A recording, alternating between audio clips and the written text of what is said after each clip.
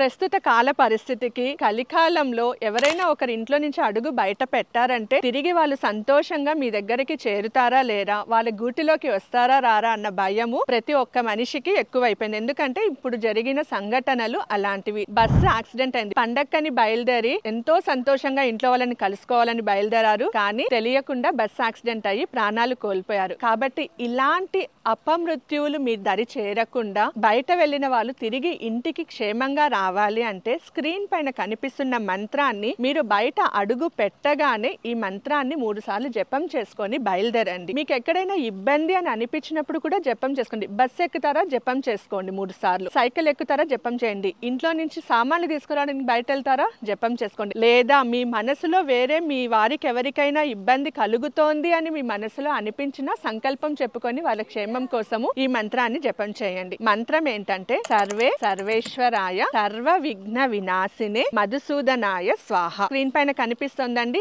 అందరూ దయచేసి చెప్పుకోండి. మీరు సంతోషంగా ఉండాలి.